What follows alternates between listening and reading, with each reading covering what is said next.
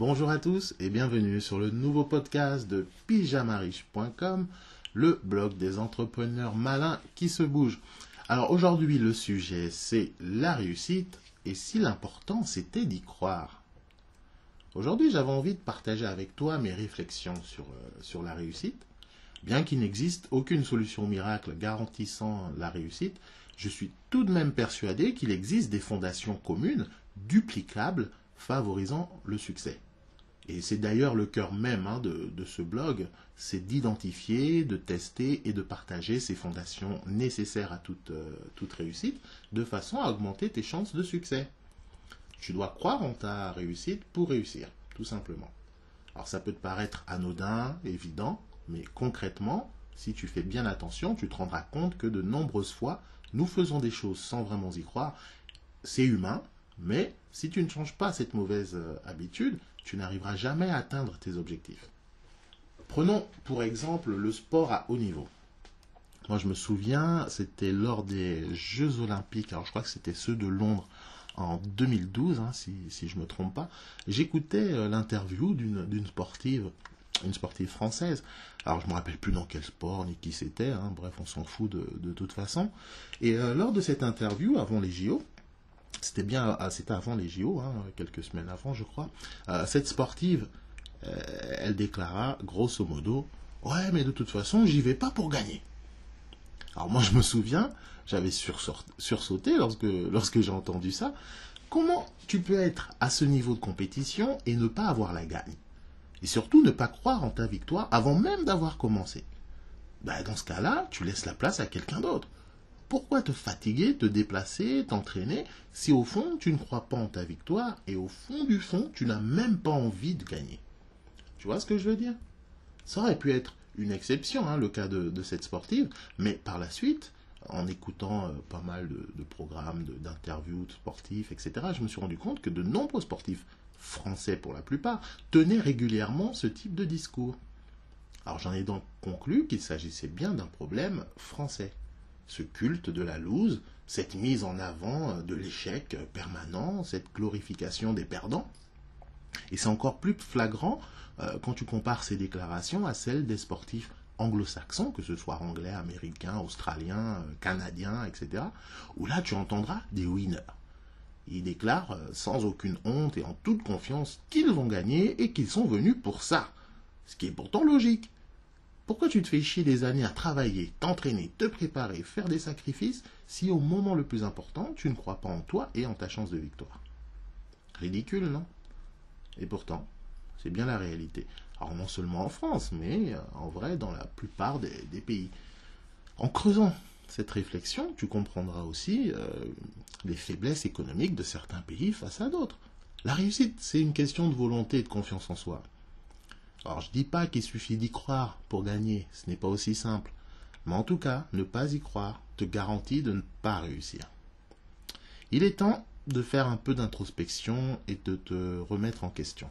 Sois honnête avec toi-même et pose-toi la question de savoir si tu crois en toi, en ta réussite. Si tu as des doutes et que la réponse n'est pas claire, alors je t'invite à faire ce travail sur toi-même afin de te sortir de cette spirale infernale de la loose attitude. Ne pense pas que ça s'applique uniquement en business ou en sport. C'est valable dans tous les domaines de la vie. Un autre exemple, imaginons, tu veux sortir avec une fille ou avec un garçon, je ne sais pas quelles sont tes orientations et personnellement je m'en fous. Donc imagine, tu sortais avec une personne qui te plaît énormément, mais tu te dis, oh oui, mais c'est pas la peine, elle est trop bien pour moi, je n'y arriverai jamais, etc., etc. Alors c'est sûr qu'avec cette attitude, ça ne marchera jamais. Mais maintenant, imagine si tu as confiance en toi et crois en ta réussite. Tu sais alors que c'est possible. Pas facile, mais possible. Tu vas donc faire tes recherches sur la personne en question, savoir quels sont ses goûts, ses passions, de façon à adopter ta démarche en augmentant tes chances de réussite. Tu vas donc évaluer comment l'aborder de la meilleure façon pour conquérir cette personne. Bon, là, je schématise, j'abrège un peu, c'est juste pour te faire comprendre.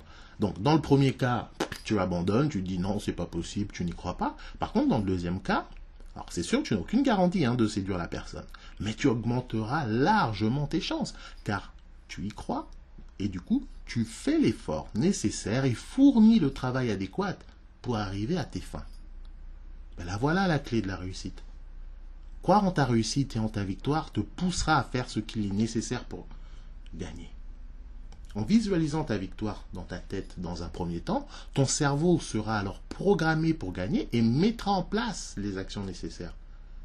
Quand Bill Gates a eu l'idée de Microsoft, il n'a pas hésité à laisser tomber l'école. Et pourtant, il était dans l'université de Harvard, si je ne me trompe pas. C'est le genre d'université, ça coûte 100 000 $ par an, voilà, ça forme l'élite, etc.